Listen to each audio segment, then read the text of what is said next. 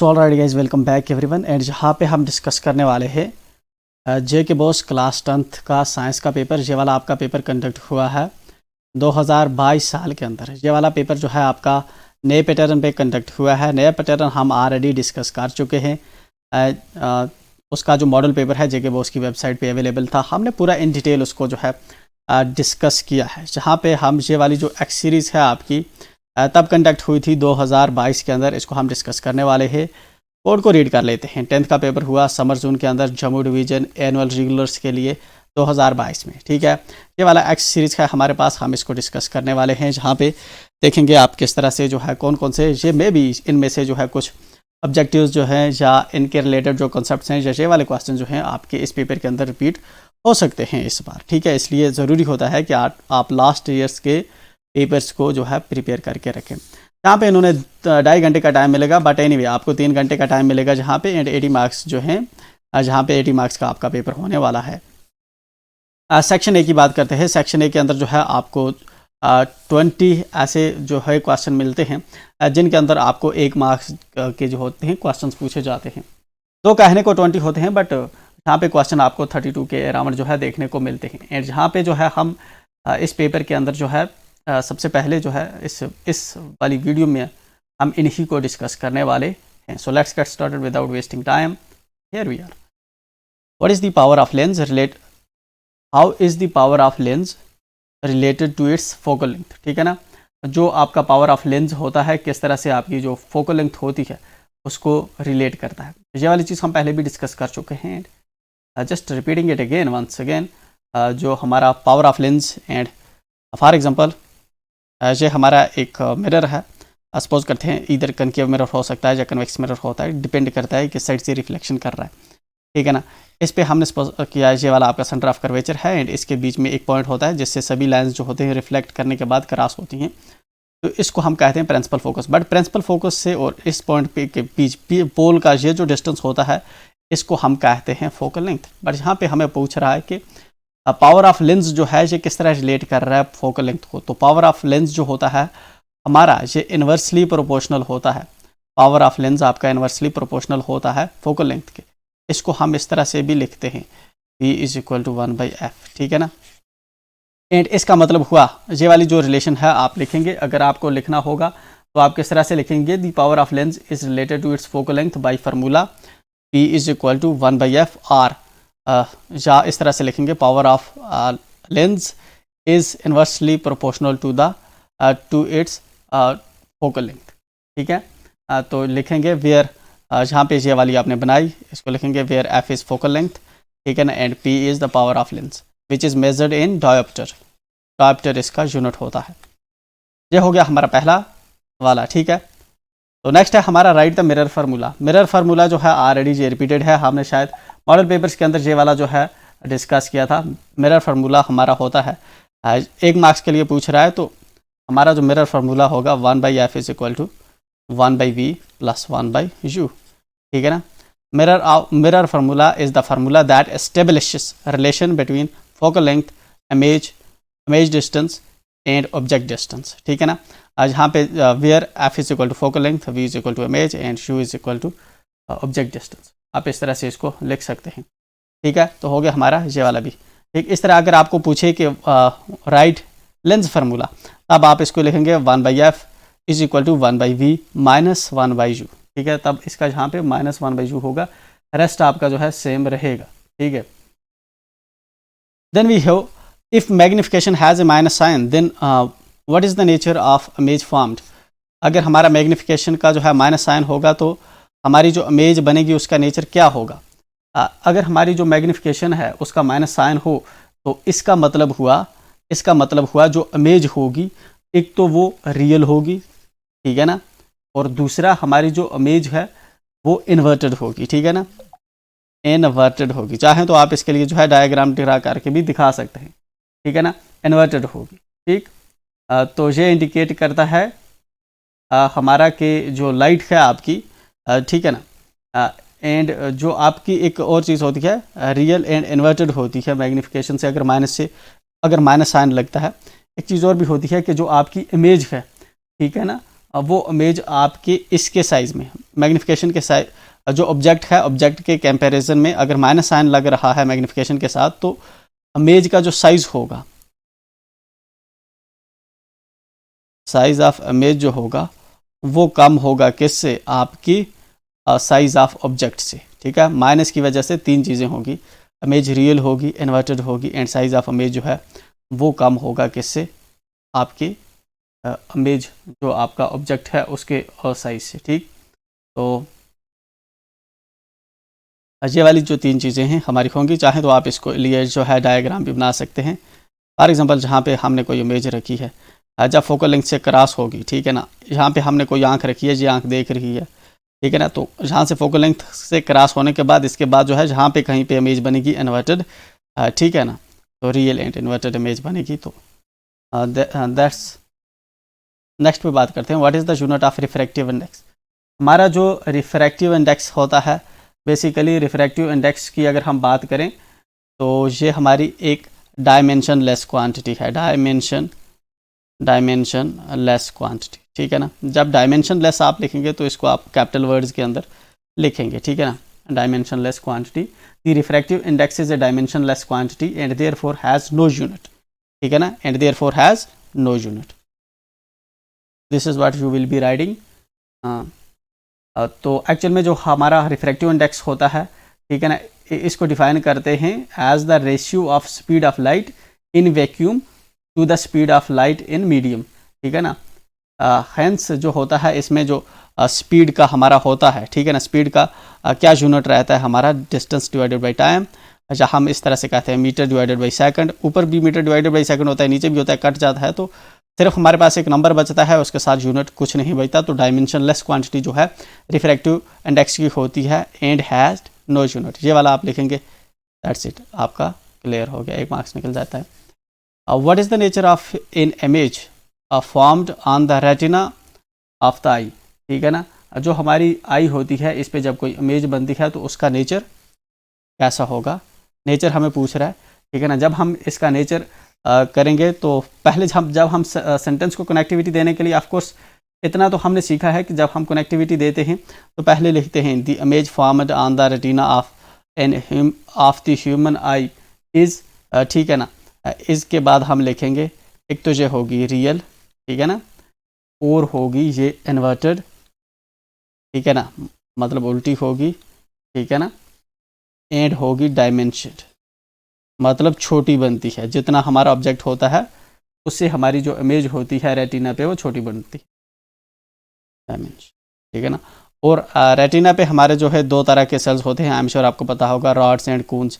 ठीक है ना, फिर रॉड एंड कून्स जो है आपकी जो है विजन को डिटेक्ट करते हैं, ऑप्टिक नर्व्स पीछे लगी होती हैं जहाँ पे, ठीक है ना, ब्लाइंड स्पॉट पे आपका ये वाला जो होता है आपका ब्लाइंड स्पॉट होता है जहाँ पे ऑप्टिक नर्व्स लगी होती हैं, ये इनको डिटेक्ट करती हैं एंड ब्रेन को भेजती हैं, देन ब्रेन प्रोसेस करता है एंड आपको बताता है कि कौन सी इमेज आप जो है देख रहे हैं। ठीक है, तो ये वाला जो था, ये वाले जो तीन वर्ड्स हैं ये इंपॉर्टेंटली आपको लिखने होंगे जब आप इसको जो है लिखेंगे। Then we have name the commercial unit of electric energy. हमारी जो इलेक्ट्रिक एनर्जी है, जिस तरह से जनरली जिस तरह से हमें इलेक्ट्रिसिटी की बिल आती हैं, तो कौन सा कमर्शियल इलेक्ट्रिक यूनिट हम कौन सा यूज़ करते हैं, the commercial unit of electric energy is, इसके बाद जो है हम सेंटेंस को यहाँ से कंटिन्यू बना के लिखेंगे किलोवाट पर आवर। ठीक है, किलोवाट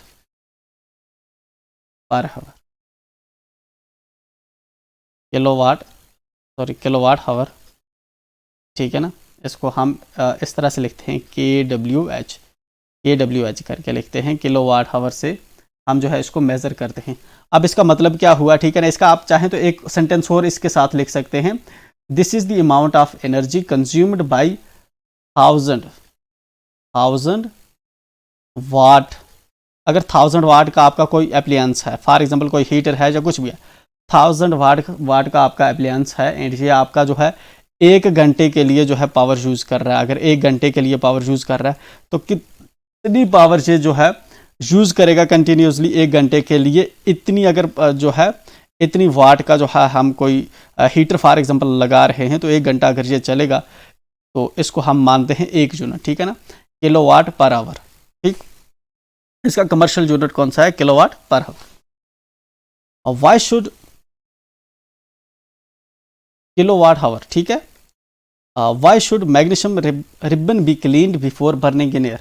हमारा जो मैग्नीशियम रिबन होता है इसको क्लीन क्यों किया जाता है? बर्न करने से पहले, ठीक है ना। तो जाहिर सी बात है किसी चीज़ को जो है क्लीन क्यों करेंगे? इसलिए क्लीन करते हैं क्योंकि ये वाली जो चीज़ होगी जिसको हम क्लीन कर रहे हैं वो चीज़ इसको जलने नहीं देती होगी, ठीक है ना। दैट्स वाई हम जो है उसको क्लीन करते हैं बर्न करने से पहले। तो इसको लिखेंगे आप कैसे वर्ड कि magnesium ribbon should be cleaned before burning in air. पहले हमने जो है इसी सेंटेंस को जो है कंटिन्यूटी बनाई, इसके अंदर हमारा कोई इनपुट नहीं है। उसके बाद हम लिखेंगे because it is coated with layer of oxide, because coated with layer of oxide, ठीक है ना। तो ये जो लेयर होती है ऑक्साइड की, अगर इसको क्लीन नहीं करेंगे तो इसको बर्न नहीं होने देगा। वही आगे लिखेंगे which can prevent it from burning completely, ठीक है। तो इसको जो है कंप्लीटली बर्न होने से ये रोक देता है। दैट्स वाई हम इसको क्या करते हैं? क्लीन करते हैं, ठीक है। क्लीन करेंगे तो ऊपर जो ऑक्साइड की लेयर होती है मैग्नीशियम के रिबन के ऊपर वो हट जाएगी एंड जो हमारा मैग्नीशियम होगा वो देन तो कंप्लीटली जो है बर्न करेगा। अगर इसके लिए कभी जो है मे बी नेक्स्ट टाइम आपको पूछ ले इसके लिए फिर इक्वेशन कौन सी होती है, ये वाली इक्वेशन होगी। मैग्नीशियम जो है ये ऑक्सीजन के साथ जो है हम इसको बर्न करवाते हैं, मिलता क्या है हमें? Magnesium oxide MgO। अगर हमें इसको बैलेंस करना हो तो कैसे करेंगे, ठीक है ना। जिस तरह ऑक्सीजन इधर कितने हैं? 2, तो इस साइड में ऑक्सीजन 1 है, इस साइड वाला ऑक्सीजन पूरा करने के लिए हमने इधर 2 लगा दिया।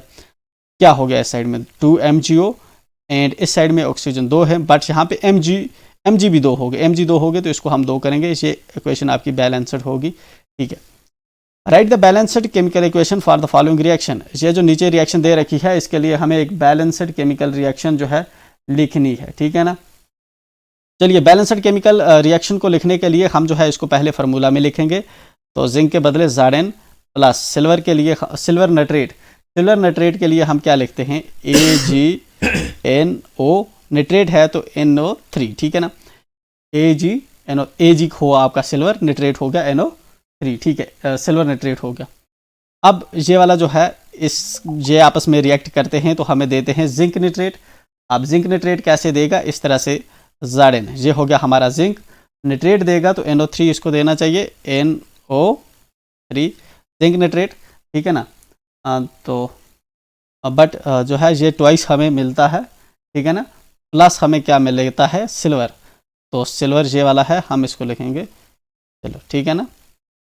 अब देखते हैं हम इसको क्या करना है। इसने क्या कहा? हमें बैलेंस्ड इक्वेशन लिखनी है। तो अभी तो बैलेंस्ड नहीं है, हमें इसको बैलेंस करने के लिए जो है देखना होगा। बैलेंस का मतलब होता है जितने एलिमेंट्स या मालिक्यूल, जितने आटम या मालिक्यूल इस साइड में है इतने जो है इस साइड में होने चाहिए। पहले हम जो है जिंक को मिलाते हैं। जिंक इस साइड में कितना है? 1 जिंक है। इस साइड में जिंक कितने हैं? इस साइड में हमारा जो है 1 ही जिंक है, ठीक है ना। तो जिंक के साथ हम नहीं छेड़ेंगे क्योंकि जिंक जो है हमारे दोनों जगह पे जो है पूरे हैं, ठीक है।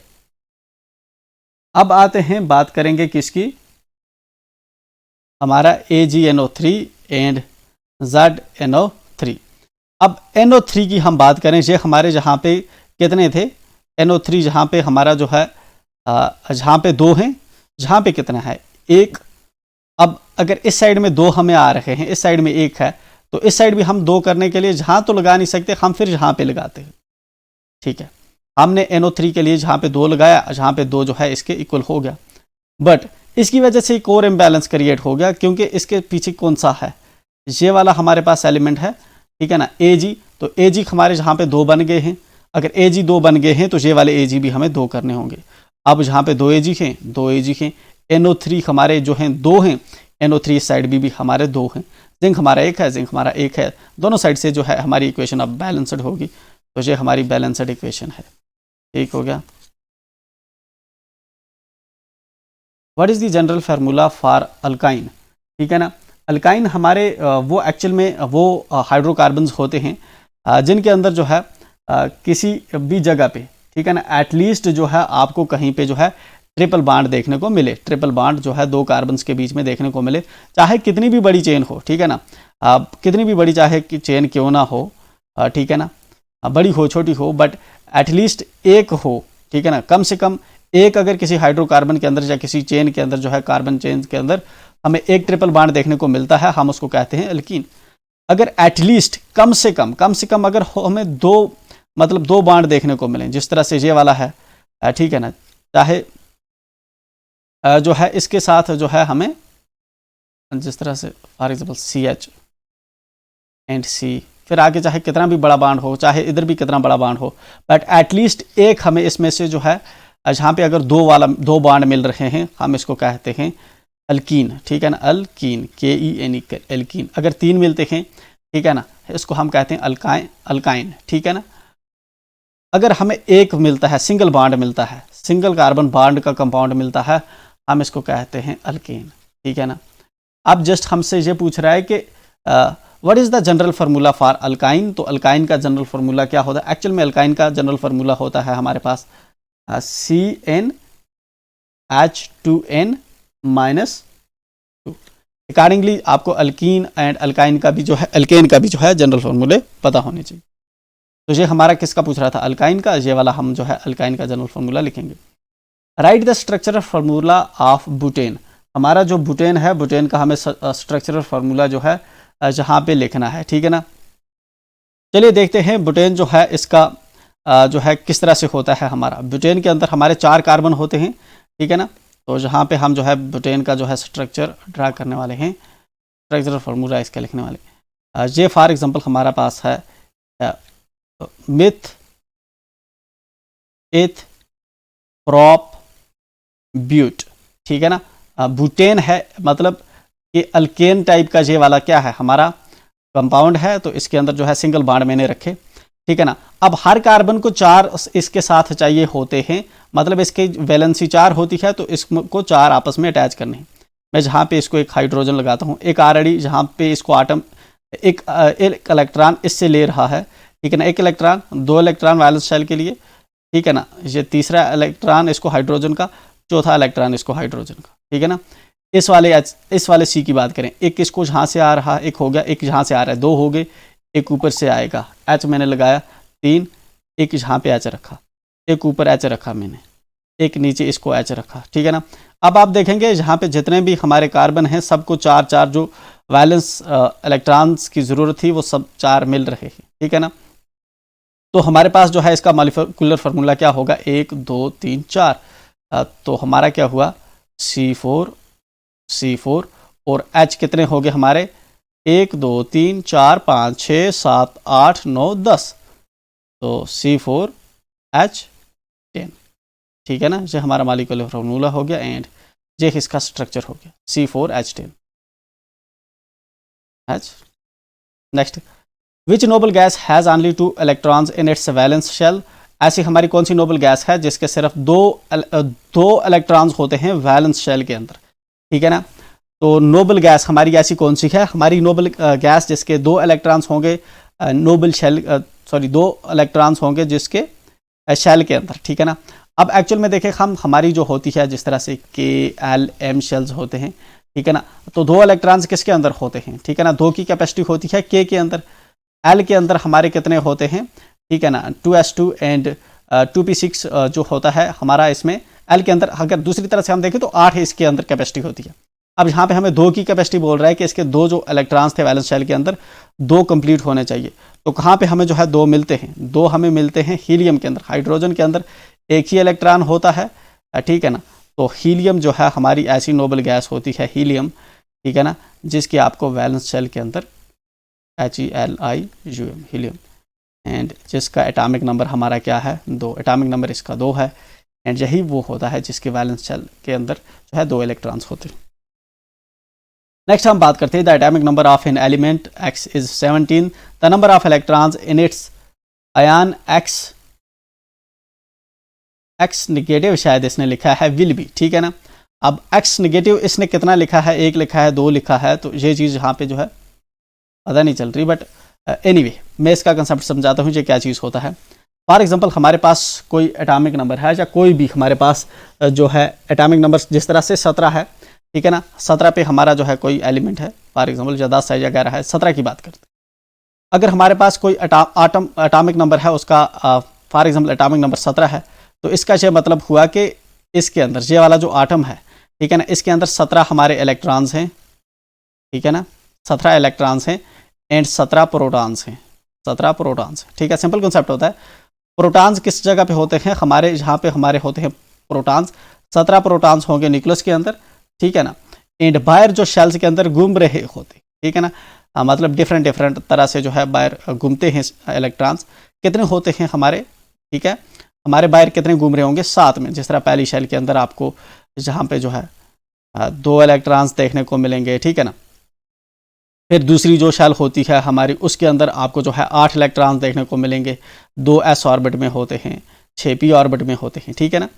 तो इस तरह से दूसरे में इन टोटल जो है हम जिस तरह हमारा कन्वेंशनल वे है देखने का, दूसरे में हमारे 8 होंगे, ठीक है ना। इस तरह तीसरे में हमारे 16 होते हैं, ठीक है। बट हम जहाँ पे बात किसकी कर रहे थे कि जब भी जो इलेक्ट्रॉन्स होता है, देखिए हमारे जो प्रोटॉन है जनरली वो कहाँ है, न्यूक्लियस पे। अगर कुछ चीज़ गुम होती है, कोई चीज़ गुम होने वाली है जहाँ से, वो इलेक्ट्रॉन्स होने वाले। इलेक्ट्रॉन जहाज या तो जहाँ से इससे भाग सकते हैं या तो आ सकते हैं। देखिए होता क्या है, नॉर्मली एक इलेक्ट्रॉन की वैल्यू एक प्रोटॉन के इक्वल होती है। अगर जहाँ पे 17 इलेक्ट्रॉन हैं, उनकी चार्ज को न्यूट्रल कौन कर रहा है, 17 प्रोटॉन, क्योंकि इक्वली चार्जड वो भी है। फॉर एग्जांपल इसके पास अगर 1 जूल चार्ज है, तो एक हमारे जो इलेक्ट्रॉन होगा उसके पास भी 1 जूल चार्ज है, एंड हमारा जो प्रोटॉन है उसके पास भी 1 जूल चार्ज है, ठीक है ना। इसकी प्लस चार्ज उसकी जो इलेक्ट्रॉन की नेगेटिव चार्ज होती है उससे कैंसिल हो रही है, ठीक है, न्यूट्रल हो रही है। बट ऐसा केस करते हैं कि हमारा अगर कोई इलेक्ट्रॉन जहाँ से भाग जाए, ये इलेक्ट्रॉन था फॉर एग्जांपल भाग गया जहाँ से, कितने इलेक्ट्रॉन बचेंगे अब इसके अंदर जो है इस आटम के अंदर 16 इलेक्ट्रॉन बचे, ठीक है ना। प्रोटॉन इधर कितने हैं, 16, प्रोटॉन तो हुए अंदर 16, प्रोटॉन तो अंदर ऑलरेडी 17 है, बट इलेक्ट्रॉन अब कितने हो गए, एक की भागने की वजह से इलेक्ट्रॉन हो गए हमारे 16। अब आप देख रहे हैं कि जहाँ पे जो पॉजिटिव चार्ज है ना, इस वाले एटम पे हावी हो गया है, ठीक है ना। मतलब ओवरऑल जो है यहाँ पे पॉजिटिव जो है इस पे चार्ज चढ़ जाएगी, क्योंकि इलेक्ट्रॉन जो प्रोटॉन है इसमें एक ज़्यादा है, इलेक्ट्रॉन इससे भागा हुआ है, ठीक है ना। अगर इलेक्ट्रॉन इसको आके जुड़ते हैं, इलेक्ट्रॉन आके बाहर से इसके साथ अटैच होते हैं, तो इसका मतलब है कि 17 से अगर 18 इलेक्ट्रॉन हो गए या 19 इलेक्ट्रॉन हो गए, तो नेगेटिव चार्ज ज़्यादा हो जाएगी, एंड जो पॉजिटिव चार्ज है इसके अंदर प्रोटॉन वो तो कंस्टेंट है 17, ठीक है ना।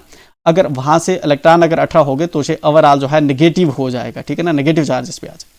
अब इसने पता नहीं, इसने 1 लिखा था, -1 लिखा था, 2 लिखा था, वट एवर जो भी लिखा था, बट एक्स नेगेटिव जब कब होता है, एक्स नेगेटिव तब होता है जब इसको 17 से ज़्यादा इलेक्ट्रॉन्स आएंगे, ठीक है ना। चाहे वो 18 आए, 19 आए, 20 आए, तो 17 से ज़्यादा जो जब इलेक्ट्रॉन्स आएंगे हम इसको कंसीडर करेंगे कि ये वाला जो है अब हमारा हो गया है एक्स नेगेटिव हो गया, ठीक है। पहले साल में अगर हमारे 2 आते हैं, दूसरे में 8 आते हैं, 8 और 10 तो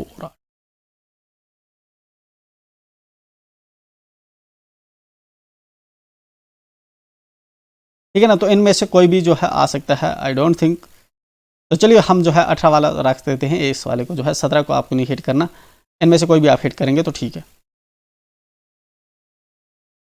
name A carbon containing molecule which has 2 double bonds, ठीक है ना। हमें जो है कोई ऐसा कार्बन कंटेनिंग मॉलिक्यूल्स बताना है जिसके आपको जो है 2 डबल बॉन्ड जो है देखने को मिले। 2 डबल बॉन्ड्स के जो कंपाउंड्स होते हैं हमारे, मैंने कहा हम उनको कहते हैं, हम सिंपल सी बात है, उनको हम कंसीडर करते हैं कि ये वाले हमारे ईन हैं, ठीक है ना, मतलब अल्कीन है। अल्कीन हम उसको डबल बॉन्ड्स वालों को कहते हैं। एनीवे यहाँ पे हम बात करते हैं किस तरह से हम जो है इसको देखते हैं। फॉर एग्जांपल हमारे पास एक जो है कंपाउंड है, एंड यहाँ पे जो है इस कंपाउंड को मैं ड्रा कर लेता हूँ, for that I have to rub it.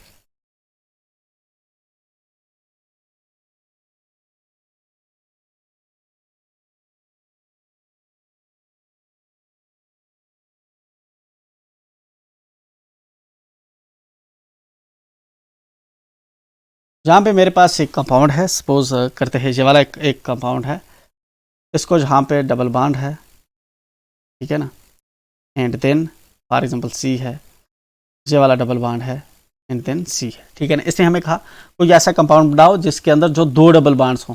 जिस तरह ये वाले मैंने बनाया, इसके अंदर कितने डबल बॉन्ड्स हैं, हमें 2 डबल बॉन्ड्स हैं, ठीक है।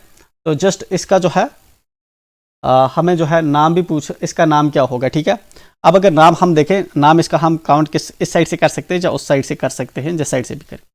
मिथ, मिथ, इथ, प्रॉप, ब्यूट, ठीक है ना।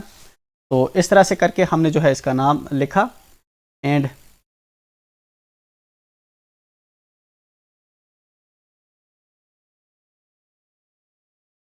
ठीक है, इस तरह से मैंने इसका नाम लिखा। तो हमारा क्या है ये but, BUTAN, butane, but इसके अंदर जो है दो हैं, तो डाई हमारा क्या हो जाएगा, इन, ये वाला एंड ये वाला। इसके लिए जो है हम अगर एटलीस्ट एक भी हो तो हम जो है इन का जो है सफिक्स यूज करते हैं, तो क्या हो जाएगा हमारा इन, बुटाडाइन, ठीक है ना। बट कहाँ कहाँ पे हमारे जो है डबल बांड है, एक तो है हमारा एक पे और दूसरा है 3 पे। हम लिखेंगे इसको 1 3, ठीक है ना, 1, 3 बुटाडीन, ठीक है ना। एंड यहाँ पे जो है इसके अगर हमें H पूरे करने हो, H तो कितने होंगे, इस कार्बन को दो आटम्स यहाँ से मिल रहे हैं, तो इसका मतलब हम इसको करेंगे कि यहाँ से H लगाएंगे, यहाँ से H लगाएंगे, H एंड H हो गए कितने इसके 4। इस वाले को 1 2 3 3 मिल रहे हैं, एक H इसको लगाने की ज़रूरत है, हम यहाँ से लगाते हैं। इस वाले कार्बन की अगर हम बात करें, इसको कितने H 1 2 3 कार्बन इसको मिल रहे हैं, एक H लगाने की ज़रूरत है, हम जहाँ से लगा दे देंगे। इस कार्बन को कितने इलेक्ट्रॉन्स मिल रहे हैं, 1 3 1 2, ठीक है ना, एंड हमारा हो जाएगा 3 एंड 4, ठीक है। तो इस तरह से हम पूरा स्ट्रक्चर जो है इसका ड्रा कर देंगे। नेक्स्ट है हमारा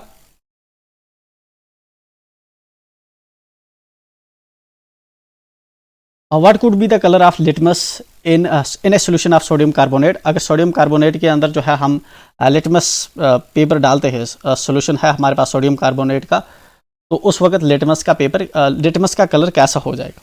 हमारे पास मैंने एक चीज़ कल भी पढ़ाई थी कि pH स्केल जो होता है इस पे हमारे 1 से लेकर 14 तक नंबर होते हैं। साथ इसके अंदर जो है हमारी न्यूट्रल वैल्यू दिखाता है, जिस तरह डिस्टिल्ड वाटर होता है। इसके ऊपर जो वैल्यूज़ दिखाता है उनका बेसिक नेचर होता है। बेसिक का मतलब होता है कड़वा, बी से बिटर होता है तो बेसिक होगा। नीचे वाले जो होते हैं हमारे वो एसिडिक नेचर के होते हैं, एसिडिक होते हैं हमारे खट्टे नेचर के, ठीक है ना। जिस तरह से हमारा जो होता है विनेगर होता है, ठीक। अब यहाँ पे अगर हमारा जो इसका लिटमस पेपर है, लिटमस का अगर कलर जो है वो अगर ब्लू होता है, देखो ऊपर क्या है, बी से हमारा क्या होता है बेस, बी से होता है बेस। अब इसी बी से ब्लू भी होता है, ठीक है ना। अगर लिटमस का कलर ब्लू हो रहा है इसका मतलब ये बेस है, ठीक है ना। अब देखिए हमने सुना था पहले एक चीज़ कि निट्रिक एसिड खतरनाक होता है, अक्सर हम न्यूज़ में भी सुनते रहते, एसिड है, एसिड अटैक हो गया किसी भी, मतलब एसिड खतरनाक चीज़ है। इसका मतलब है अगर जब लिटमस पेपर जब रेड होगा, रेड का क्या मतलब होता है, डेंजर किस्म का कलर होता है। जब देखो जंग होता है, लड़ाई होता है, रेड का कलर का फ्लैग हम क्या करते हैं तब फ्लोवन करते हैं, ठीक है। तो रेड का मतलब हुआ डेंजर। एंड अगर लिटमस पेपर जो है हमारा रेड कलर देता है, इसका मतलब कि जो सोल्यूशन है वो क्या हो सकता है, एसिडिक हो सकता है। अगर लिटमस पेपर हमारा ब्लू कलर देता है इसका मतलब हमारा ये बेसिक है। तो यहाँ पे what will be the colour of litmus in a solution of, अब सोडियम कार्बोनेट के अंदर जो है हमारा सोडियम कार्बोनेट एक्चुअल में हमारा एक बेसिक कंपाउंड है, ठीक है ना। ये हमारा बेस है, अल्कली मेटल है, ठीक है ना। ये हमारा बेस है या अल्कली है, बेस कहते हैं या अल्कली जो है अल्कली कंपाउंड है या बेस है ये, ठीक है ना, बेसिक नेचर है। तो इसके अंदर हमारा जो लिटमस पेपर है उसका कलर कैसा हो जाएगा, ब्लू, ठीक है ना। तो कैसे लिखेंगे, the colour of litmus in a solution of sodium carbonate shall be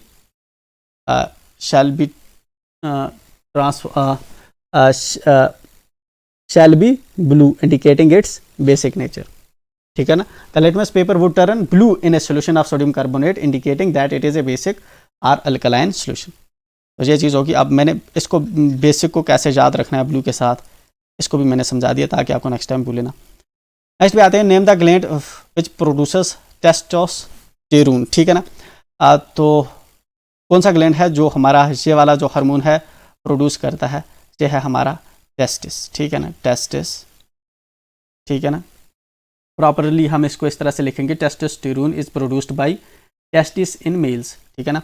इस तरह फीमेल्स के अंदर हमने जो है कल डिस्कस किया था एस्ट्रोजन, जो होता है ओवरीज जो होती हैं प्रोड्यूस करती हैं, ठीक है ना। टेस्टोस्टेरोन जो होता है टेस्टिस प्रोड्यूस करते हैं हार्मोन। क्वेश्चन नंबर 14 to 16 के लिए जो है 2 स्टेटमेंट्स एजर्शन एंड रीजनिंग दे रखी है। हमें जो है 1 से लेकर 4 तक किस तरह से ऑप्शंस दे रखे हैं, हमें इनको समझना है, अकॉर्डिंगली सॉल्व करना है। जहाँ पे इन क्वेश्चंस के अंदर 2 एजर्शंस दे रखी हैं 14 से लेकर 16 क्वेश्चनों तक। जहाँ पे ऑप्शन दे रखे हैं, अगर एजर्शन भी ठीक है, हमारी रीजन भी ठीक है, ठीक है ना, और जो रीजन है ये एजर्शन की एग्जैक्ट एक्सप्लेनेशन है तो ए हिट करो, ठीक है ना। अगर एजर्शन भी ठीक है एंड रीजन भी ठीक है बट रीजन एजर्शन की एग्जैक्ट एक्सप्लेनेशन नहीं है तो बी हिट करो। अगर एजर्शन ठीक है बट रीजनिंग फॉल है तो ए सी हिट करो। अगर एजर्शन फॉल है रीजनिंग ठीक है तो डी हिट करो, ठीक है ना। तो ये जो 2 नीचे एजर्शन रीजन दे रखे हैं इसमें, इनमें से ये 4 पॉसिबिलिटीज हो सकती है। Mendel selected the P plant for his experiment. Mendel ने जो है पी प्लांट को सिलेक्ट किया उसके अपने जो एक्सपेरिमेंट कर रहा था। P plant is cross pollinating and has unisexual flowers. तो पी प्लांट जो है क्रॉस पोलिनेटिंग का नेचर होता है एंड यूनिसेक्सुअल फ्लावर्स होते हैं। ये वाला जो है ये पहली स्टेटमेंट ठीक है, दूसरी स्टेटमेंट ठीक है एंड दूसरी स्टेटमेंट पहली स्टेटमेंट की जो है एक्सप्लेनेशन भी है। तो इसके लिए जो है हम पहला ही जो है ए वाला जो है इसका आंसर होगा ए, ठीक है ना। नीचे आते हैं ozone is both beneficial and damaging. Ozone जो है बोथ जो है बेनिफिशियल भी है एंड डैमेजिंग भी है। बेनिफिशियल किस तरह से है, ये यूवी रेज को जो है नीचे आने से रोकती है, ठीक है ना। एंड डैमेजिंग किस तरह से है, क्योंकि ये जो ओजोन होती है, ठीक है ना, अगर ग्राउंड लेवल पे हो ये वाली ओजोन तो इसकी वजह से जो है जिस तरह से हमारा पेन बनता है, या ये अपने आप में जो है पॉइजनस नेचर की भी होती है, ठीक है ना। अगर आप इसको आप इनहेल करोगे तो आपको डिजीनेस आएगी, चक्कर भी आएगा, तो पॉइजनस नेचर की भी होती है ओजोन, ठीक है। मतलब बेनिफिशियल भी है बट डेंजरस भी है। Stop the release of chlorofluorocarbons to protect the ozone, ठीक है ना। तो जो हमारी ओजोन होती है, एक्चुअल में ओजोन होल जो है 1985 के अंदर जो है डिस्कवर हुआ था कि ओजोन होल हो रहा है। ओजोन होल का मतलब है धीरे धीरे ओजोन जो है इसकी थिकनेस कम हो रही है, ठीक है ना। स्ट्रेटोस्फेयर के अंदर हमारी ओजोन होती है, अगेन इंपॉर्टेंट पॉइंट है याद रखने के लिए। तो हमारी जो ओजोन लेयर है ये कम हो रही थी, बट इसके पीछे जो हमें पता लगाया गया कि हमारा जो इसके पीछे जो मेजर रीजन होते हैं क्लोरोफ्लोरोकार्बन्स, ठीक है ना। क्लोरोफ्लोरोकार्बन्स ये एक्चुअल में CFCs जो होते हैं ये हमारे ऐसे कंपाउंड्स होते हैं जिनको रेफ्रिजरेटर्स वगैरह के अंदर हम यूज़ करते हैं। अब रेफ्रिजरेटर्स के अंदर ये क्या करते हैं, चीज़ों को फ्रीज करने में जो है हमें हेल्प करते हैं, ठीक है ना। बट अगर कभी जो है हमारा फ्रीज़र जब टूटता है, या फ्रिज जब टूटता है, या कंडीशनर हमारा टूटता है, तो ये वाली जो गैस होती है जो जहाँ पे ठंड का काम कर रही थी ये हवा में उड़ जाती है, ठीक है ना। एंड ये ऊपर जाती है एंड ओजोन के जो ऊपर लेयर्स होती है O3 की जो ऊपर लेयर होती है स्ट्रेटोस्फेयर के अंदर उसको ब्रेक करती है। एंड जो पहले ये काम दे रही थी यूवी को रेज को प्रोटेक्ट करने का, अब वो नीचे डायरेक्ट ज़मीन पे आ सकती है, तो ह्यूमन के अंदर कैंसर वगैरह हो सकता है, काफ़ी प्रॉब्लम्स हो सकती है। ये वाला जो है हमारा सेकंड ठीक है कि हमें जो है CFCs को जो है प्रोटेक्ट करना चाहिए। बट ऊपर वाला कह रहा है कि CFC जो ओजोन है ये बेनिफिशियल भी है डैमेजिंग भी है। अब ये वाला जो है ये अपने आप में ठीक है बट ये इसकी एक्सप्लेनेशन नहीं लग रही, ठीक है ना। तो इसके लिए जो है हम जो है बी वाला हिट करते हैं, जिसके अंदर ये भी ठीक है ये भी ठीक है बट ये वाला इसकी एक्सप्लेनेशन नहीं है, ये अपने आप में दोनों ठीक है। Anyway, decomposer act as cleaning agents of environment. Decomposer हमारे माइक्रो ऑर्गेनिजम्स होते हैं, छोटे छोटे ऑर्गेनिजम्स होते हैं। फॉर एग्जांपल जहाँ पे कोई डेड बॉडी पड़ी होगी, चाहे कुत्ते की हो या किसी की भी चीज़ की भी हो, कोई ऑर्गेनिज्म डेड होके पड़ा होगा, आप देखेंगे अगर उसको जो कुत्ते भी ना खाएं कोई भी ना खाए, ठीक है ना, तो फिर भी आप देखेंगे कि मतलब जो है 2-4 महीने के अंदर वो पूरी के पूरी ख़त्म हो जाती है। एक्चुअल में क्या होता है कि हमारे छोटे छोटे माइक्रोब्स होते हैं, माइक्रो ऑर्गेनिजम्स जो हमें नेकेड आई से नहीं दिखते, वो इसको खाते हैं, ठीक है ना। वो इसको क्या करते हैं, इनके सेपरेट करते हैं। जिस तरह से कार्बन इसके अंदर जो होगा वो निकल जाता है बाहर, ठीक है ना, ऑक्सीजन जहाँ से निकलेगा, मतलब जितने भी जहाँ पे जो कंपाउंड होंगे, चाहे ग्लूकोज के कंपाउंड हो या ठीक है ना, चाहे पेप्टाइड्स हो, जो भी हो, ह्यूमन बॉडी के अंदर जो भी कंपाउंड्स होते हैं वो उसके अपने एलिमेंट्स जो होते हैं सेपरेट करके, नाइट्रोजन निकल जाता है अलग से, ठीक है ना, कार्बन निकल जाता है, ठीक है ना। तो ये अगेन जो है फिर एटमॉस्फेयर में आते हैं। तो डिकम्पोजर जो है हमारी चीज़ों को डिग्रेड करने में, जो है एनवायरनमेंट को क्लीन करने में एक अहम रोल अदा करते हैं, ठीक है ना। वरना ये डेड बॉडीज पड़ी रहती बहुत, इसकी वजह से जो है बैड स्मेल होती है, काफ़ी डिजीजेस होने की संभावना थी। तो डिकम्पोजर्स जो है एनवायरनमेंटल क्लीनर्स के काम करते हैं। ये वाली स्टेटमेंट ठीक है। Decomposers recycle waste material in the hydrosphere. Decomposer जो होते हैं ये वेस्ट मटेरियल को रिसाइकल करते हैं हाइड्रोस्फीयर के अंदर। ये वाली भी हमारी जो है ठीक है। अब जो इसकी जो है ये वाली जो है हमारी जो है ये इसकी एक्सप्लेनेशन भी है, ठीक है ना। तो ये इसको एक्सप्लेन भी अच्छे से कर रहा है, तो इसके लिए जो है हम ए वाला चूज़ करेंगे। अब हमारे पास जो ऑर्गेनिजम्स होते हैं, जिस तरह से डिकम्पोजर्स होते हैं, ठीक है ना, इस तरह से हमारे पास ऑटोट्रॉफ्स होते हैं, ठीक है ना, हेटेरोट्रॉफ्स होते हैं, ठीक है ना, प्रोड्यूसर्स होते हैं, ठीक है ना, डिकम्पोजर्स होते हैं, फिर प्रोड्यूसर्स होते हैं, कंज्यूमर्स होते हैं। ये चीज़ पता होनी चाहिए। प्रोड्यूसर जिस तरह से प्लांट होते हैं, कंज्यूमर्स जो चीज़ें कंज्यूम करते हैं, जिस तरह से एनिमल्स वगैरह या ह्यूमंस होते हैं। नेक्स्ट आते हैं, electric motor works on the principle. Question number 17 से 20 तक जो है 5 सब पार्ट्स इसने दे रखे हैं सबके, ठीक है ना। हमें जो है इनमें से किसी जो 4 हैं उनको आंसर करना है, ठीक है। Electric motor works on the principle that a current carrying conductor placed in a perpendicular to a magnetic field experience a force. ठीक, जो हमारी इलेक्ट्रिक मोटर होती है, इलेक्ट्रिक मोटर कौन सी होती है? जो मतलब एक्चुअल में जिस तरह हमारा फैन घूमता है, ठीक है ना, हवा जो हमें फैन घूम के देता है, किसकी वजह से देता है? क्योंकि इसके पीछे जो है इलेक्ट्रिक मोटर लगी हुई है, ठीक है ना, मोटर लगी हुई है, ठीक, जो इलेक्ट्रिकल एनर्जी को कन्वर्ट करती है मैकेनिकल एनर्जी के अंदर, ठीक है ना, एंड हमें जो है फैन घूमता है। इस तरह मेजॉरिटी ऑफ जो इलेक्ट्रॉनिक इंस्ट्रूमेंट्स आप देखेंगे आजकल, उनके अंदर मोटर्स लगी होती हैं, ठीक है ना। चाहे वो आपका जो है ये वाटर खींचने वाली मोटर हो या कोई भी, बहुत सी ऐसी मोटर्स होती हैं, बहुत सी ऐसी आपको देखने को मिलेंगी जहाँ पे आपको मोटर्स लगी होती हैं। अब मोटर्स किस प्रिंसिपल पे काम करती हैं, ठीक है ना। हमारे पास फॉर एग्जांपल एक वायर है, ठीक है ना, ये वाली कॉइल है जिसको हम, इसके अंदर करंट पास हो रहा है, एंड जहाँ पे हमने एक मैग्नेट रखा, ठीक है ना।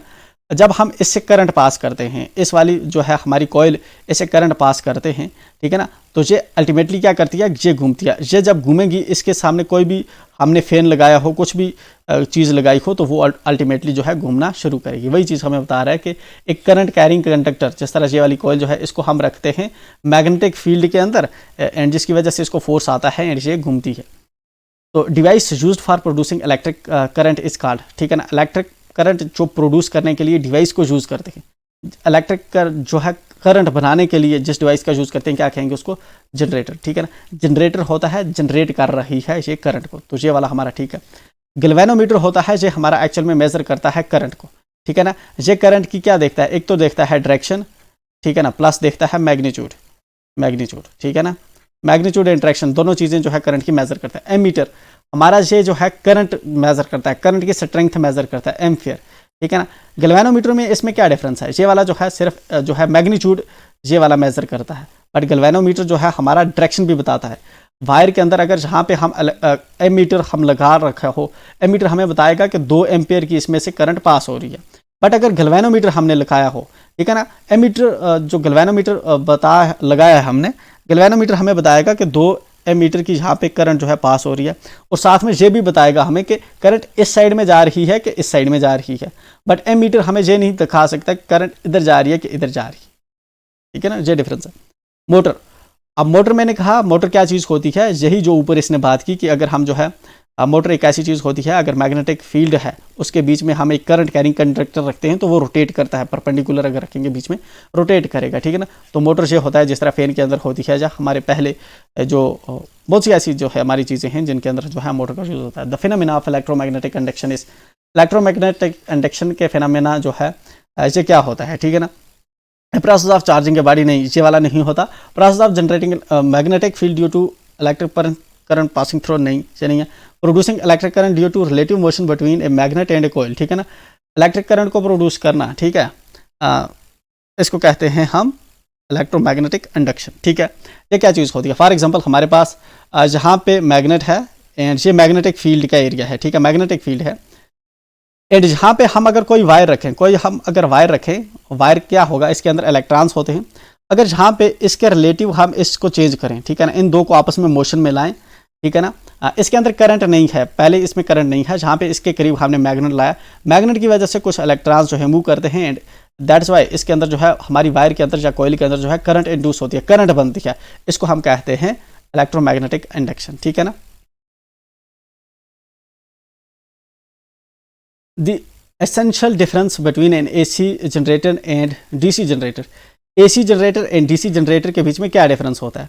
हमारा जो AC करंट होता है एक्चुअल में ये इस तरह से मूव करता है, ठीक है ना। पहले करंट आता है, फिर करंट बंद हो जाता है, फिर करंट आता है, फिर करंट बंद हो जाता है, ठीक है। मतलब AC करंट के अंदर जब करंट फ्लो करता है तो एक जो है साइकिल जो है क्या करती है, हमारी अल्टरनेटिंग वे में आती है, ठीक है ना। बट जो अब हमारा डीसी करंट होता है, डीसी करंट के अंदर हमारा जो होता है करंट आती है आती है आती है, एक ही डायरेक्शन में करंट जाती है, करंट रिवर्स नहीं होती, ठीक है।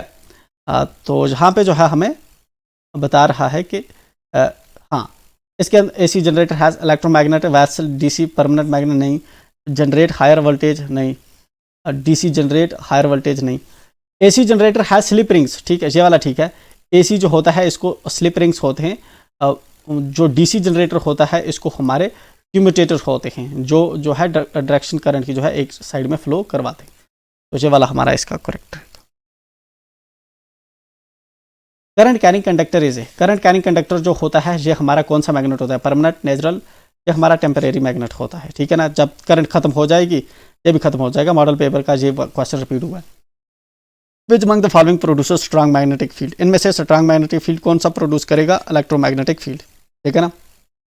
हमारा एक जो है एक मैग्नेट है, मैग्नेट पे जो है हमने कोई कोयल जो है लिपट रखी है, एंड इसके अब कोयल के अंदर जो है जब करंट आएगा तो जो है हाईएस्ट मैग्नेटिक फील्ड जो है इसके अंदर प्रोड्यूस होता है, इसको हम इलेक्ट्रोमैग्नेट कहते हैं। In the modern periodic table the elements are arranged in increasing order of their atomic numbers, ठीक है ना। हमारे किस तरह से मॉडर्न पीरियोडिक टेबल के अंदर होते हैं, जिस तरह से यहाँ पे हाइड्रोजन है, यहाँ पे हीलियम होता है, फिर हाइड्रोजन हीलियम, फिर होता है लिथियम बेरिलियम, फिर इस तरह से होते हैं।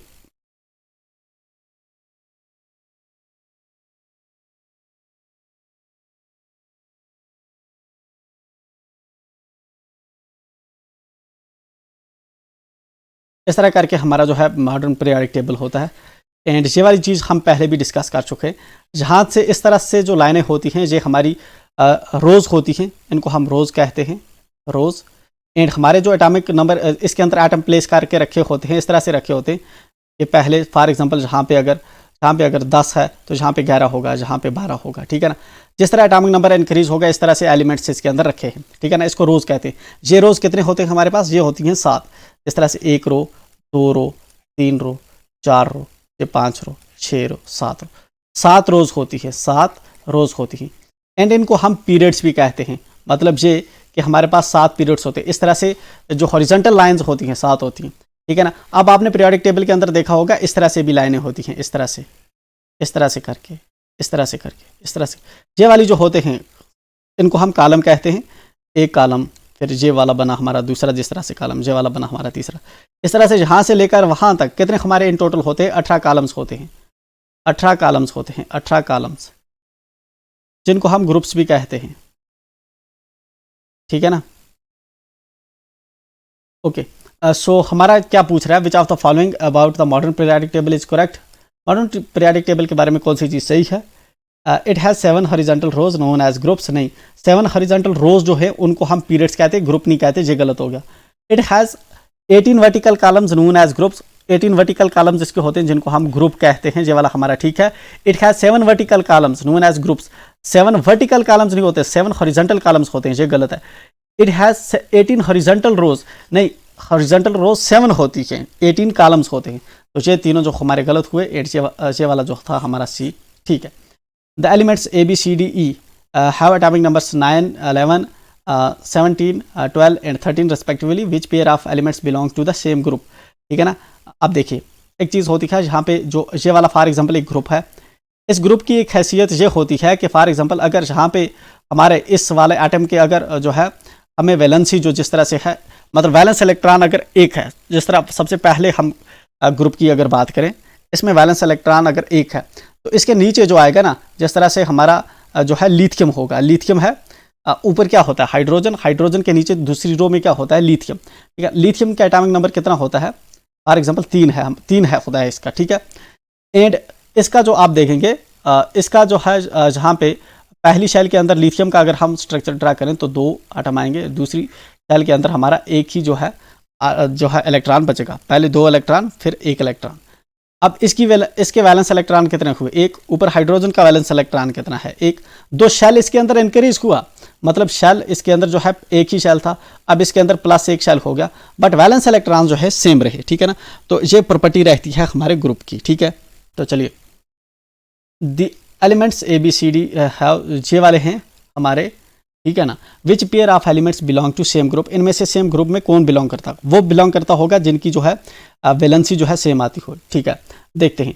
पहली फॉर एग्जांपल करता हूँ मैं नो के अंदर जो है अगर किसी कोई एटम है हमारे पास, कोई हमारे पास एलिमेंट है जिसका जो है 9 है एटॉमिक नंबर, तो इसका मतलब है इसके 9 इलेक्ट्रॉन होंगे। अगर 9 इलेक्ट्रॉन होंगे तो अगर इसका हम स्ट्रक्चर ड्रा करूं तो पहली शेल के अंदर इसको जो है 2 इलेक्ट्रॉन आएंगे, ठीक है ना। दूसरी के अंदर हमारे कितने आएंगे, 8, ठीक है ना। बट इसके पास कितने हैं, 7, तो यहाँ पे 2 हमारे एडजस्ट हो गए तो दूसरी में आएंगे 7, ठीक है ना। तो ये हो गए हमारे कितने हो गए, 7। मतलब इसकी जो है जहाँ पे वैलेंसी कितनी है, 7। अब इसके ग्रुप का साथी वो होगा जिसकी वैलेंसी 7 होगी। चलिए 11 की हम देखते हैं। 11 में पहले 2 आएंगे, दूसरे में कितने आएंगे, दूसरे में आएंगे 8, एंड फिर बचेगा तीसरी शेल में बच आएगा 1, ठीक है ना। तो मतलब ये वाला इसके ग्रुप का नहीं है। 17 को देखते हैं। 17 में पहले कितने आएंगे, अगर 17 एटॉमिक नंबर होगा, पहले आएंगे 2, पहले शेल के अंदर 2 आगे, दूसरी शेल के अंदर हमारे 8 आगे, ठीक है ना। तीसरी शेल के अंदर 16 की कैपेसिटी होती है, बट इसमें कितने आ रहे हैं, 2 और 8 10 एंड 7 आ रहे हैं, ठीक है। हमारी इसकी जो वैलेंसी थी 9 वाली की वैलेंसी इसकी भी 7 आ रही थी। 17 में एक शेल इंक्रीज हो गया, बट वैलेंसी स्टिल जो वैलेंस इलेक्ट्रॉन स्टिल 7 हैं इसकी तरह। तो ये इसके ग्रुप का है, मतलब 17 और 9 एक ही ग्रुप के हैं। तो 17 एक 9 को कौन डिनोट करता है, ए एंड सी किसको डिनोट करता है, 17 को, तो ए सी आएगा हमारा। विच of the following elements exhibit maximum number of valence electrons, इनमें से जो है मैक्सिमम नंबर ऑफ इलेक्ट्रॉन्स आपको किस में देखने को मिलेंगे, ठीक है ना। जिस तरह से हमारा सिलिकॉन है इसका क्या रहता है, 14, ठीक है ना। फास्फोरस है हमारा, इसका क्या रहता है, 15। तो maximum number of valence electrons आपको किस में देखने को मिलते हैं, जहाँ पे हमारे maximum number of valence electrons जो होंगे वो होंगे फास्फोरस के अंदर, 15 के अंदर। जिस तरह से मैंने बताया किस तरह से हम शेल ड्रा के अगेन वैसे ही जो है हम इनको वैसे ही ड्रा करके निकाल सकते हैं, ठीक है। इसके अंदर आई डोंट थिंक कि कोई जो है डिफ़िकल्टी है, जो चीज़ हमें जो है डिस्कस करनी है। हमारा जिस तरह सोडियम होता है इसकी जो 11 है, 11 होता है इसका एटॉमिक नंबर, ठीक है ना। पहली शेल के अंदर इसको आएंगे 2, ठीक है ना। दूसरी शेल के अंदर इसको कितने आएंगे, 8, 8 और 2 10, एंड तीसरी शेल के अंदर इसको आएगा 1। मतलब इसका जो वैलेंस इलेक्ट्रॉन है वो 1 है। एल्युमिनियम की हम बात करें, एल्युमिनियम हमारा कितना होता है, क्या है हमारा निकल, हाँ एल्युमिनियम का होता है हमारा 13, ठीक है ना। 13 अगर इसका होता है तो पहली शेल के अंदर हमारे कितने आगे, 2, दूसरी के अंदर कितने आगे 8, 8 और 2 कितने हो गए 10, तीसरी के अंदर 16 कैपेसिटी है, तो कितने बचे हमारे 3, तो यहाँ पे आएंगे 3 वैलेंस इलेक्ट्रॉन्स, ठीक है ना। जहाँ पे हम इसकी सिलिकॉन की बात करें, सिलिकॉन के अंदर जो है पहली शेल के अंदर कितने आ जाएंगे 2, दूसरी के अंदर कितने आ जाएंगे 8, 8 और 2 10, तीसरी के अंदर कितने 16 की कैपेसिटी होती है, आ जाएंगे 4, ठीक है ना। एंड इस वाले की हम बात करें पी की, इसमें कितने हैं 15, तो पहले में कितने आते हैं 2, दूसरे में कितने आते हैं 8 की कैपेसिटी होती है, तीसरी में 16 की कैपेसिटी होती है, 8 और 2 10 हो गए। अब कितने बचे 5, तो ज़्यादा सबसे ज़्यादा वैलेंस इलेक्ट्रॉन किस में आए, इसमें आए, तो डी हमारा करेक्ट होगा। Where would you locate the element with electronic configuration 2 and 8 in the modern periodic table? अगर पहली शेल में किसी को 2 इलेक्ट्रॉन हैं, दूसरी में अगर 8 हैं, ठीक है ना। अगर इसका इन टोटल इलेक्ट्रॉन कितने हो गए, टोटल इलेक्ट्रॉन हो गए 2 और 8 कितने हो गए 10। अब मैंने कहा था इलेक्ट्रॉन अगर 10 हैं, इसका क्या मतलब हुआ, इसका मतलब हुआ कि इसके प्रोटॉन भी 10 होंगे, तो इसका मतलब 10 प्रोटॉन भी होंगे। अब अगर 10 प्रोटॉन हैं वो इक्वल होते हैं 10 इलेक्ट्रॉन के, यही इनका एटॉमिक नंबर भी होता है। तो एटॉमिक नंबर जो होगा क्या होगा, इनका 10 होगा, एटॉमिक नंबर भी इनका 10 हो गया। अब एटॉमिक नंबर हम देखेंगे किस हमारा ऐसा कौन सा एलिमेंट है जिसका एटॉमिक नंबर 10 होता है। ये वाला हमारा जो एलिमेंट होता है इसको हम कहते हैं नियॉन, ठीक है। 10 पे हमारा नियॉन आता है ना, hydrogen, helium, lithium, beryllium, boron, carbon, nitrogen, oxygen, ठीक है ना, क्लोरीन, नियॉन। तो नियॉन हमारा 10 पे आता है, ठीक है ना। तो इसका जो है 10 इलेक्ट्रॉन की वजह से पता चला हमें कि हमारा जो नियॉन है इसका जो है जहाँ की नियॉन की बात हो रही है, तो जहाँ पे किस गैस की बात हो रही है, जहाँ पे नियॉन की बात हो रही है, नियॉन किस में आता है, ये आता है हमारा ग्रुप 18 के अंदर, ठीक है ना। लास्ट जो हमारा ग्रुप होता है उसके अंदर ये वाली हमारी नोबल गैस आती है, तो ग्रुप 18 में आएगा नियॉन, ठीक है। नीचे आते हैं, which of the following elements, which of the given elements A B C D E with atomic numbers 2, 3, 7, 10, 30 respectively belongs to same period. Same period हमारे होते हैं इस तरह से, जो 7 पीरियड होते हैं उनकी बात कर रहा है, ठीक है। तो एक चीज़ आपको जो है यहाँ पे ध्यान देने वाली होगी, जो हमारे पीरियड्स होते हैं, पहले पीरियड के अंदर अगर आप देखें, पहले पीरियड के अंदर हमारे पास होते हैं कितने एलिमेंट, 2 एलिमेंट होते हैं, ठीक है ना। हाइड्रोजन एक एक्सट्रीम पे, आपको लेफ्ट एक्सट्रीम पे अगर आपने पीरियोडिक टेबल ओपन किया होगा एंड आपको मिलेगा एक साइड पे जो होता है आपका हाइड्रोजन होता है एंड दूसरी एक्सट्रीम पे आपका जो होता है हीलियम होता है, ठीक है ना। मतलब इस तरह पीरियोडिक टेबल होता है।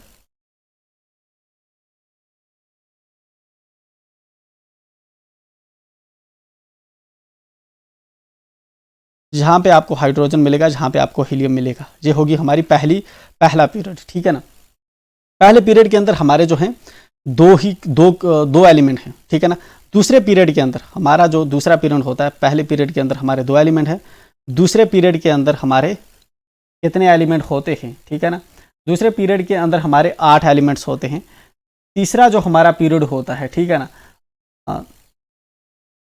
हमारा जो तीसरा पीरियड होता है उसके अंदर अगेन 8 एलिमेंट्स होते हैं, ठीक है ना। तो अब अगर इस तरह से होता है, मतलब जिसका एटॉमिक नंबर 1 है और जिसका एटॉमिक नंबर 2 है वो पहले पीरियड में आएगा। अब जिसका एटॉमिक नंबर 3 है और जिसका एटॉमिक नंबर 3 से लेकर एटॉमिक नंबर 10 तक जो हमारे एटॉमिक नंबर के आटम एलिमेंट्स होंगे वो आएंगे सेकंड पीरियड के अंदर, ठीक है ना। इस तरह से हमारा जो है 11 से लेकर एटॉमिक नंबर 11 से लेकर जो हमारे 18 तक होंगे, 18 तक होंगे, ये कहाँ पे आएंगे, हमारे थर्ड पीरियड के अंदर, थर्ड पीरियड के अंदर आएंगे ना। अब हम देखते हैं, हमें जहाँ पे जो है हमें बताना है कि इनमें से सेम किस किस जगह पे है। देखो जो 2 है, 2 किस में होगा, पहले पीरियड में होगा, ठीक है ना। तो 2 का जो है जहाँ पे 2, 3, 3 ऑप्शन दिए हैं तो इसको हम आउट कर देते हैं। 3, 7, 10, 3, 7, 10 कहाँ पे आते हैं, 3 इधर आएगा, 7 इधर आएगा, 10 इधर आएगा, मतलब इस वाले पीरियड में जो है 3 के 30 किस में आएगा, 13 आएगा, पहला दूसरा तीसरा चौथा, ये फोर्थ में आएगा 30। तो मतलब ये भी अकेला है, इसको छोड़ो। अब हमारे ये 3 किस में आते हैं, ये एक वाले पीरियड में आएंगे, 3, 7, 10, 3, 7, 10 किस में आएंगे, इसका कौन कौन सा आता है, 3, 7, 8, 10, BCD कौन सा है, BCD this one.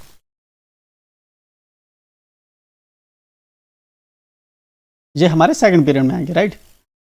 Plaster of Paris is calcium sulphate hemihydrate, ठीक है ना। कैल्शियम सल्फेट हिमीहाइड्रेट है, नाम से ही पता चलता है हिमीहाइड्रेट है। हिमी का मतलब है आधा। It is commonly known as POP, इसको कॉमनली हम POP कहते हैं। The chemical formula of plaster of Paris, chemical formula हमारे प्लास्टर ऑफ पेरिस का कौन सा होगा, अगर हम इसको गौर से पढ़ें, अगर ना भी हमें पता होता, इसने कहा हिमीहाइड्रेट मतलब आधा होगा। देखो इसमें हमें आधा नहीं दिख रहा, आधा हाइड्रेट नहीं दिख रहा, इसके अंदर जो है हाइड्रेट 3 हाइड्रेट दिख रहे हैं, इसके अंदर आधा हाइड्रेट नहीं दिख रहा, इसके अंदर जो है हाइड्रेट मतलब ये जो वाटर है ये आधा हमें दिख रहा है, CaSO4 1/2 H2O। ये हमारा प्लास्टर ऑफ पेरिस का फार्मूला होता है, ये आपको पता होना चाहिए। Plaster of Paris is prepared from, plaster of Paris को हम कहाँ से प्रिपेयर करते हैं, जिप्सम से। क्लियर। नीचे आते हैं। Plaster of Paris is used by doctors for setting fractured wounds because it is mixed with water, it sets into, ठीक है ना। जब हम प्लास्टर ऑफ पेरिस को जो है वाटर के साथ मिक्स करते हैं तो उसके बाद ये जब सेट होके हार्ड हो जाता है, ठीक है ना। दैट्स वाई हम इसको जो है फ्रैक्चर्स वगैरह को जो है बांधने के लिए यूज़ करते हैं। सॉफ्ट मास नहीं, सॉफ्ट होगा तो फिर क्यों फ्रैक्चर के लिए बांधेंगे, ठीक है ना। फिर तो पट्टी ठीक है, फ्लफी नहीं, लंप ठीक नहीं, हार्ड वाला ठीक है।